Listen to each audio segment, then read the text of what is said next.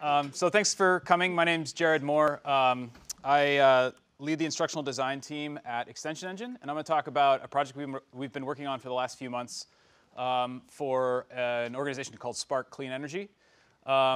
It's a blended learning project. It's a blended project-based learning course that's part of a larger program. We're going to talk more about the instructional design side of things than the technical side of things, so I hope that's okay with everyone. Before I get into all that, though, oh, sorry. So the get the hang of this here. The outline. There we go. So I'm going to give a little background on the company in case you don't know who we are, just a couple minutes, and then an overview of the project, talk about some of the unique aspects of this course, mostly from the ID perspective, and then kind of where we're at in terms of a couple of things that we've learned and challenges that we've had, and then the next steps for the course. And then I'll leave some time for questions if there are any. So about ExtensionEngine, we design and build high-end online custom learning experiences. We design them, build them, launch them, maintain them. We've been around for about 15 years. The last 3 years or so focused exclusively on education technology, and we have about 200 people in the company, and we've been pretty busy over the last 18 months working on about 70 projects with 40 different clients. So a lot going on. We have worked with a lot of different clients. Here's a few of the different names you might recognize, but the general gist is we work with higher education clients, with for-profit corporations, and then also with nonprofit organizations. So quite a wide range of different types of goals for the projects that we do. And our main sort of focus is on building custom learning experiences, and we feel that elite higher education institutions, as well as the other types of organizations I mentioned, can benefit from building custom learning experiences to advance certain missions and strategies. And by custom learning experience, we mean a lot of different things. So there's a lot of different possible components. We're big practitioners of learner-centric design, so we're looking at whatever the components of the learning experience that will benefit the learners in their specific context. We're going to try to bring those into the broader learning experience that we're designing. So these can be things like heavy social components, asynchronous, bite-sized learning experiences, adaptive, et cetera, et cetera. It all depends on really the goal of the project and the learners that we're trying to serve. So that's who we are. So now I'm going to give a little overview of the project in specific. The group that we designed this course for is a nonprofit called Spark Clean Energy. They're based in Denver, and they're focused on promoting energy. They're focused on promoting entrepreneurship in the clean energy space. And they have received some funding from the Department of Energy to put together something called the Spark Clean Tech University Prize, which is essentially a business plan competition that has a regional and a national level component. There was a predecessor program to this program, a predecessor competition to this program, and they found that a lot of the winners for this competition were from the same sort of half dozen universities: Stanford, MIT, Harvard, those kinds of places. And the goal is to diversify the entrance to the competition and thereby sort of increase the amount of innovation going on in the clean energy space. So that's kind of the overall goal, and it's also to give access to kind of a high or elite level of knowledge about entrepreneurship that is focused on this particular space, and I'll kind of get into that a little bit more in a minute. So the program is built around 3 parts. The first is the business plan competition that I mentioned. That happens yearly. There's a regional and then a national level for it. The regional competition submissions are gathered at the beginning of the year, starting about January, depending on which regional competition it is. And then the competitions themselves actually happen in March or April. And then the national competition happens around, I think it's next week, actually. So it's in late June. So it's a 2-tiered system, but they spend the bulk of their preparation time happens during the fall semester. I'll talk about learners in a second, but it's mostly geared towards university students. The second component of the program is local chapters or local cohorts. So the the learners are organized into groups depending on their geographic location. Most of them are, there's about 24 of them. They're based in mostly at universities, but also some accelerators and incubators around the country. And the idea is to bring these teams together so they can benefit from team-to-team interactions and get feedback on their business plans as they develop their ideas. They also will get access to local entrepreneurs to give them feedback. And each of these is led by what Spark calls a Spark Fellow, who's kind of doing some of that organization and coordination of the in-person component of the program. The third part, and the part that we're obviously most involved in, is the MOOC component of this. And so we've designed the MOOC to be to kind of structure and scaffold the development of the business plan as well as the in-person experience. And so that's kind of where the focus is for the rest of this presentation. The course is based on an on-campus course at MIT called Energy Ventures. The course is taught by 3 faculty members who kind of provide this sort of tripod of expertise. One of them is Bill Ouellette, who is probably the most recognizable. He runs the Martin Trust Center for Entrepreneurship at MIT. He provides sort of the theory of entrepreneurship, kind of high-level perspective. The middle guy is Todd Hines. He's a successful clean energy entrepreneur. He's launched one venture in Boston, and he provides kind of the on-the-ground practitioner perspective. And then the third is Francis O'Sullivan, who is kind of provides the energy industry analyst kind of perspective, looking at the kind of macroeconomics of what's going on in that particular industry. It's also based somewhat on Bill Ouellette's Disciplined Entrepreneurship, which is a book. It's a 24-step process to getting from your sort of kernel of a business idea through all the stages, all the different kind of components you need to bring together to create a viable business plan. So things like calculating your total addressable market and understanding what your minimum viable business product is, your life cycle, use case, those kinds of things. So that was kind of the basis for this course. It's also the basis for the course that we designed. And the on-campus course is also a 12 weeks of instruction. It's a full semester long, full 4-credit course. So it's a hefty time commitment. The course that we designed takes that sort of that large piece of content, that large experience, and distills it down into something that's a little bit more manageable. And I'll talk about why in a minute, but mostly it's because the time commitment needs to be much smaller for the people engaged in the program. So quickly, the team that worked on this was, I'm an instructional designer, but on this project, in full disclosure, I was actually the project manager involved in instructional design, but somebody else was primarily responsible for the instructional design. We also had a video production and editing team. I'm going to talk a little bit about video on this project, and then we have a couple of interns working on this project, doing some of the building of the course, and then we also had a couple of contractors who act as both content writers as well as proxies for the subject matter experts, the faculty members. One of the reasons for that, and a kind of continually challenging factor in the development of this course, is that we had very limited access to the faculty.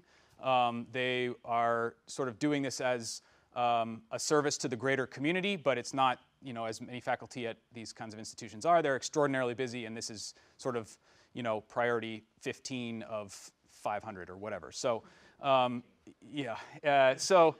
And then on the kind of client side, we're talking about the MIT faculty, and then the program director for Spark, who is kind of our day-to-day point of contact and is helping us kind of think about is our check against whether we're meeting their goals.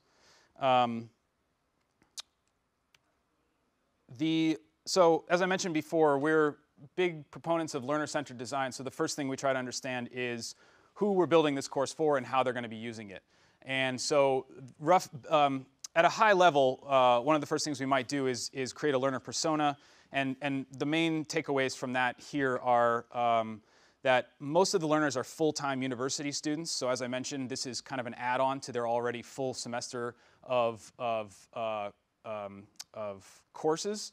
So they're doing this sort of as an extracurricular activity. And most of the students are science-oriented, science majors, rather than kind of business-oriented, business major types.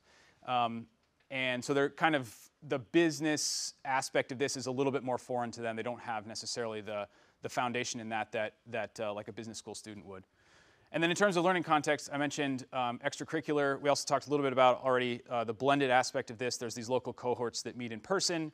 And then we also know, like I said, they have access to the Spark Fellows and the local entrepreneurs to kind of give them the feedback that they might need on developing their ideas. So in terms of some of the interesting ID features of the project, as a bit of background, we kind of,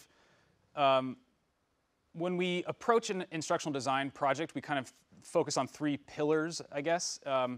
One is to make sure that everything we build is constructivist and when possible constructionist. So we're looking at building things, creating outputs from the learning experience, opportunities to experiment with ideas in a practical sense. We also try to make everything as social as possible, so peer-to-peer interactions, discussions, etc. We try to build those in as much as possible in the courses that we build, and then also we try to make everything as authentic as we possibly can. A lot of times we're talking about assessment. There's not a major assessment component to this because the competition itself is sort of the assessment, if you like, but we're trying to make all of the activities and things that students engage with authentic to the real-world context as much as possible. So that's generally what we're trying to do in the courses that we create. There's a lot of other nuance and things that we bring in pedagogically, but some of this is, so I'll kind of refer back to this occasionally as I go through the next little bit of this, but this is sort of generally what we're trying to do. And it gets adjusted a little bit because of the context in which we're building this course. So one of the first things that we often produce is a course architecture or course outline. And this is kind of the earliest sketch of an idea of what the course is going to look like from a high level. This kind of mapping works really well with the edX kind of structure. So we have weeks across, in each of these columns is a separate week of the course, and then they're divided into the sections, and then each section is divided further into pages. And we color code the pages depending on the sort of activity type of the thing that we're building. And this kind of acts sort of like a heat map to where we can kind of get it's sort of a gut check of like how we're doing with our broader course pedagogical goals. So if we see, for example, everything is, I don't remember exactly the color coding on this one, but if yellow is video and we see we're very heavily yellow, then we know, okay, well, we're probably doing a little too much on the video side of things. Or, we can kind of adjust that way. It's not exactly a perfect science in that regard, but it's definitely a helpful tool. So in terms of the structure of the course is 6 weeks long. It's with a couple of optional modules, as well as a module 0 that's kind of the first introduction to the course when you sign up for it. As I said, each week is about 2 to 3 hours of work. So we're taking that 12-week course and making it much, much smaller. And of the 24 steps in the disciplined entrepreneurship framework, we've cut those down to be about 16 steps. And the reason for that is not all of them are necessarily directly relevant to the clean energy space. And then some of it's for sake of time, what we're able to accomplish in the limited amount of time that students have available. The course is project-based. So we've created a step-by-step entrepreneur workbook. This is a downloadable document that is built in Google Docs, actually. And it's sort of the intermediate scaffold between the introduction of the theory via videos and text content, and then also the application of it to the application of that information to the creation of the business model and the pitch deck that will eventually be submitted to the competition. So the idea is that learners will, at the conclusion of each incremental step in the course, they'll go into the workbook and start to work through some of that information as it applies to their personal business plan, to their business idea, and then they can take that information that they've worked through and add it to the pitch deck that they're building to submit to the competition. So again, focused on authentic work products, things that are useful in the that are useful toward the end result of the course. We're also thinking about this in terms of structured mentorship. I mentioned that there's this cohort component, so they have access to local entrepreneurs, to other groups, to other business plan groups that they can get feedback from. And so as we designed this course, we're thinking about how to provide a framework for those in-person interactions. That's kind of one of the next things that we'll be sort of working on is how we take what we've built and actually translate it into something that the local groups can work through on and giving guidance on the best way to structure those interactions. But that's always been sort of top of mind as we built this course. I should also mention here that this is kind of the structured mentorship, the local cohort component of this is actually the bulk of the social interaction that's happening in this course, and that's kind of for two reasons. We know that this is going to be a much richer experience than a discussion board would be, just by nature of the fact that it's an in-person kind of interaction, but also, more importantly, the team. This is eventually going to be a competition, so we know that teams are pretty unlikely to want to share the business plan that they're about to submit to a competition to the sort of broad community.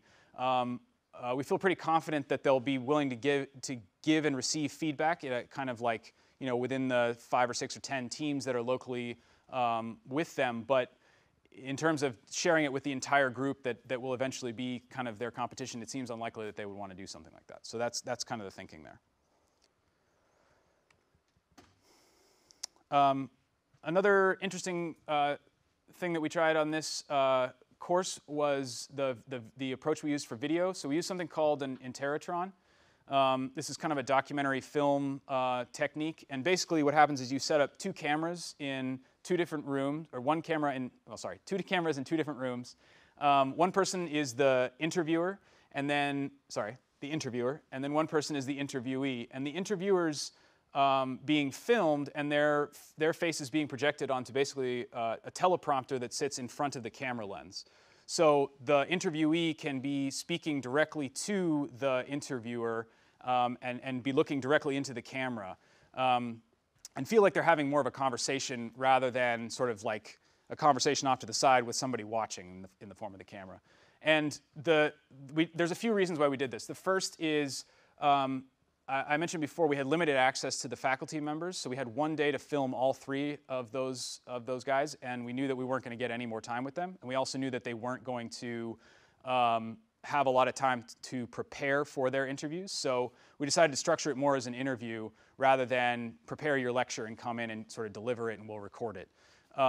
And so we felt like this was a better way to kind of to approach that interview, to keep them focused on the things that we wanted them to talk about, and just a better way to kind of format the filming process. The other advantages are that because the person feels more comfortable, because it feels more like a conversation, the person feels more comfortable with the interview process. And that's true, less important for people who are very comfortable being on camera, but for people for whom that might be a new experience, it's important to kind of get them as comfortable as possible as quickly as possible. And so that kind of conversational aspect feels more authentic, and it just gives them another level of confidence that and they kind of forget that they're being filmed. And then the third benefit that we hope, and we're going to hopefully learn a little bit more about once the course launches, is that because it's more of a conversation into the camera, we feel like that could be a benefit to the learner who is watching it, who's watching the video, because they'll feel like the instructor or the faculty member is talking directly to them rather than kind of this sort of off-camera or lecturing into the camera kind of thing. More conversational, ideally. A second type of video that we used on this was interviews with real entrepreneurs. So these are mostly folks who founded a venture within the last couple of years, many of whom actually went through the on-campus course and have some experiences to share in their application of this information to the development of their business plan. And so we recruited a bunch of, I think it's about 8 or 10 entrepreneurs from around the country, to kind of talk about their lessons learned, how they use some of the information they learned from the course, and then also kind of advice that they would give to entrepreneurs who are sort of embarking on this journey. And we did this over Skype. And the reason is because everyone's sort of geographically distributed, and it wasn't really practical to bring everyone into the studio or to go visit everyone. And so we did a Skype, and we did a screen capture as we filmed, as we interviewed them. And the quality is actually really quite good. We gave them some advice in advance about how to set up the lighting a little bit, proper, don't wear shirts with like checks on them, and make sure that the background is sort of plain color, those kinds of things, basic sort of production advice, and it turned out really well. We're editing those right now, actually, and we're pretty happy with the results so far. There's a bit of personalization and kind of leveling going on with a couple of different things in the course. The first is that there are a couple of optional modules, depending on if your business is of a certain type. We've kind of created some optional content around things that you might want to consider in utilizing in your business plan, but aren't necessarily absolutely essential. Again, thinking about the time constraints of the learners. And then the second piece is something we're calling the Sustainability-Oriented Innovation Overlay, which is probably a little bit, needs a name change. It's a little bit of a mouthful. But basically the idea is that if your business is especially concerned with sustainability as part of the business model that you're imposing, you might want to be considering some of this information. And that information is weaved in throughout the entire course. So it's kind of an optional piece, again, if you're interested in this particular course, in this particular direction for your business. But it's not something we can just kind of dump, in one place in the course. So kind of what we're playing with, and we're working. This is another sort of second thing we're working on right now, is exactly how we're going to implement this. And we have it. We're thinking about some sort of JavaScript or HTML piece that will either expand and hide within the course itself, depending on whether you're interested in this thing, or some kind of modal type thing that will overlay on top. That's our sort of next challenge for exactly how to make that happen. So just a couple of quick kind of things that I've whoops. I ruined the surprise. What happened? So anyway, looking back on okay, there we go. So just a couple of quick things. The first is lessons learned. So on the video production side, we tried to film everything in 4K, which was we were not really prepared for, to be perfectly honest. The file sizes that come out of that are enormous. They're 4 times what 1080p is. It's really difficult in terms of the production process to kind of move those things through, to transfer the files back and forth. And the value add is not super high. So we actually ended up down-resing everything to 1080p and just leaving it at that. In the future, we might try 4K again. It does offer some affordances, some different kinds of edits that are possible. But in terms of the value add, like I said, it's really just not in our opinion, not worth it at this point. And that's even with some high-end like editing hardware, like some really nice kind of Mac Pro, whatever the turbine-looking computer is. And then the other thing was, I've alluded to, is that the faculty and the entrepreneurs that we tried to recruit were the main drivers of the timeline. So we had really limited access, like I said, to the faculty, and it was also really surprisingly kind of difficult to recruit these entrepreneurs to kind of share their experience. I think there's a few different reasons. I mean, mostly it's that they're extraordinarily busy, and we're asking them to do this sort of pro bono. But if we had kind of the benefit of hindsight that we have now, we might have approached that recruitment a little bit differently. And then looking ahead, the course launches in fall of 2016, probably around September. Like I said, they're working on this business plan over the fall semester and submitting it in early in 2017. We're also going to be training course staff on how to actually implement and drive the course. We've set this up to be pretty hands-off, so we don't anticipate that to be a huge challenge. And we're also working with another organization called VentureWell that's involved with this program.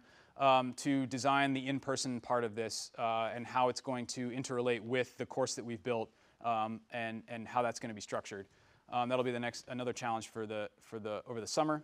And then the last part of this is some form of impact evaluation, which we're working on right now. I'd hoped that when we sort of submitted this presentation that we would be a little bit, the timeline changed, obviously, since we submitted it, and I had hoped to kind of share some of that information from the impact evaluation, but that is also something that we're going to work on. One of the things that we're interested in learning is whether this video approach makes a difference from the learner engagement standpoint. And then another opportunity that might be interesting is that all of the submissions of these business plans to these competitions are scored on a rubric. And so there might be something interesting to explore in terms of how teams scored, how teams who participated in this course scored on their rubric compared to teams who submitted who didn't score. Who didn't participate in this course. So there could be an interesting point of comparison there if we're able to make it happen. And that is all. So thank you. And I can answer any questions. Thanks. It is really hot in this room, I think, yeah? Scott. Yeah. What kind of questions are you thinking of asking related to the video? Like, where will you look for the differential impact? That's a good question. I'm not really sure, honestly. It's going to be hard to kind of, well, we can't A/B test it, obviously, because we don't have the B or the A. But you know, it may be sort of a self-report if you even noticed any difference. I'm not really sure. It's a good question. So what are the differences that you're trying to note in terms of the video? So it's whether this approach that we took with the Interrotron made much of a difference in terms of, from the learner's perspective. It was beneficial in the production process of kind of the faculty interviews that we conducted and things, but whether anybody notices any difference or not, we'll see. So just anecdotally, we had something similar where we had a course and we had Mike Stonebreaker and Sam Madden at MIT, and we didn't have them for very long, so we did interviews with them, and that worked out for exactly the same reason. However, it was really me with a camera in their layer. And so students commented on the fact that they were seeing them talk at the side. Oh, yeah. Sort of, or like maybe to the camera, although Mike Stonebreaker is looking down. And, if he's a Turing Award winner, people don't care. So, but he's talking like to his knees. And so I suspect that anecdotally, if you could get people to actually, we only know this because we had them test it in the room. While we were like, can you try this out? Can you give us feedback? We had about 18 people, and so we got anecdotal information that suggests that you're going to find that's really a great way to do it. Yeah. Because I was like, oh man, I'd like to do that. Did you have them talking to each other on camera or just to you? We could only really get one because of the way they were in their offices, Uh-huh. and there's just no way to get that angle. Yeah. So it was sort of like the best we could do. And, Sure. Yeah. this is going to be so much better because people will be talking to the camera. And I didn't monkey around with them a lot because I wanted them to be really relaxed. And they'd both been through some stuff with MITx, and they're like, yeah, it's very, and I didn't want that. I wanted them to be relaxed. Yeah. And I think you've managed to find a way to do both of those. Right. I think it's going to be great. Yeah. Yeah, I think from our perspective, the video footage as we've been editing has been really nice.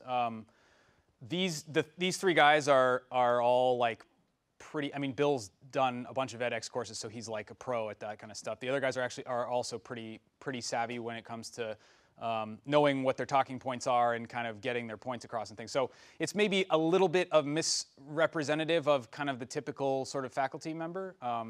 But yeah, I think it should be really nice. One thing we also tried that you just triggered my memory. We did try to do kind of a panel setup. So we had a couple of them being interviewed by the person on the other side of the Interrotron and kind of trying to get them to talk to one another. And that actually didn't work quite as well because they weren't focused on talking to each other. They were focused on talking to the interviewer, and so they were sort of like simultaneously giving their thoughts, but not really in discussion so much. So that may be one thing that doesn't work quite as well. Sitting, because I'm reminded of various talk shows where, now what I'm thinking about is the McLaughlin group, where they're sitting around an area and they're clearly talking to each other, Yeah. they're facing each other. And you get enough of that if you pan in on them the right way to get their faces. Mm-hmm. So just a thought for how how you might do the panel, rather than have them sit in a panel this way. Yeah. You need to have people in a circle so they feel like they're. Sure. Yeah. That's a great idea. Yeah, we did have them sort of in a panel, like up on stools and stuff, and maybe a little bit Panels stilted. Don't work all that well on stage. If you can make them curved, it's Yeah, better. very true. Yeah. How big is the effort of building this course in terms of hours, people involved? So the team, in terms of number of people, it's about 10-ish people, I think. In terms of hours, it's a little bit hard to say. I think we'll know kind of once the whole thing's done. As I mentioned, the timeline has been a tricky one because of the access that we've had to the faculty and the challenges we've had with getting entrepreneurs to interview and those kinds of things. So,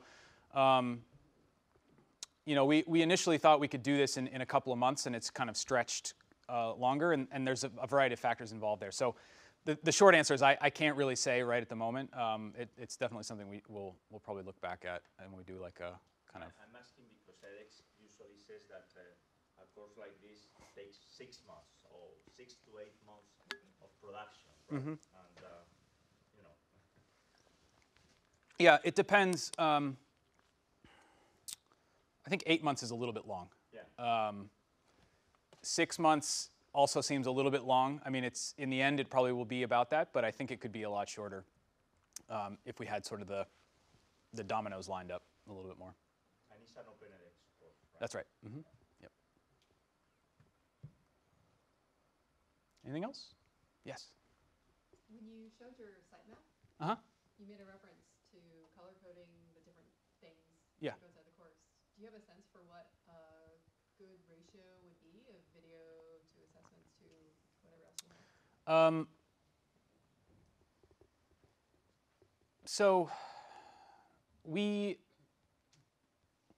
So our rule of thumb tends to be that we break things. So when we talk about the learning, the number of learning hours in a course, we're looking at kind of two components. The first is sort of the online hours, sort of engaged with the course itself, and then the offline hours, which is sort of the project elements of this that you're not really necessarily engaged with the courseware with. And of the online hours, our rule of thumb is that video should account for about a third of that. That's more based on kind of gut feeling than anything else, to be perfectly honest. It's mostly that we don't want to overemphasize video beyond at the expense of other things. We also have done a couple of like retrospectives on a course that we built, where we took we counted up the number of pages that were of each type, and then we also kind of tried to estimate a little bit based on learning time what types of activities that people were working on. And I think the sort of didactic, like text and video things, ended up being about a third of the total learning time as well, which I think it feels pretty good, especially when you compare it. We did a comparison to another course, the Science of Happiness course on edX, and that's like 3/4 video in terms of total learning time. So, you know, it depends on your sort of metric, I guess, or your comparison, but you know, that's sort of how things end up a lot of the time. Yeah. You said this course was being unfolded, it will unfold in the fall. Yeah. Do you anticipate logistical issues in terms of student access to mentors? I would imagine that that's going to be a constraint, just logistically and otherwise, given how busy they are and how many things they tend to be involved. Yeah, so yes, I think that's a good point, and the groundwork has been laid over the last year to make sure that infrastructure is in place as best they can. They did sort of an abbreviated version 1 kind of thing in the fall last year without this course component. So there is some infrastructure in place to try to make that happen. But I think it's an excellent point. It's kind of making sure that people are engaged. Hopefully, you know, a 6-week kind of commitment, if that's all it is, or you know, that kind of thing. It's a short enough duration that mentors and entrepreneurs are kind of interested in participating. Is this meant to be scaled more broadly beyond this? So that's an excellent question. The hope right now is, so the plan is to not restrict enrollment to just people who are engaged, who are participating in the in-person component. It's gonna be open to anybody who wants to take it. The learning experience is gonna be significantly, obviously different if you're not doing given the way we designed it. I think we're hoping for an enrollment in kind of the like 1,000 to 2,000 students kind of range, but the hope is that it will be scaled beyond that because of because of the fact that you don't have to be necessarily on the in-person side of things. It would be much trickier to get to 10, 50,000 if everyone's going to be doing the in-person part of this. So. And also, I don't know that the competitions are really set up to support submissions from thousands and thousands of teams. So if that were the case, then they might be overjoyed and change the way things work. I don't know. Yeah. Are you going to monitor the discussion board or interaction, kind of facilitate discussion and interaction? I think to a certain extent, yes. That's kind of the next. Like I mentioned, we're going to be training course staff and stuff like that to do the actual run of the course. But the sort of detailed kind of discussion, I think, is going to happen more in person than in the online space. So we might kind of pose some weekly sort of general discussions around how things are going. But because of, like I mentioned, like I'm skeptical that people are going to really want to share the details of their business plans. So it'll be a little more superficial, I think. Anything else? Great. Thanks for coming.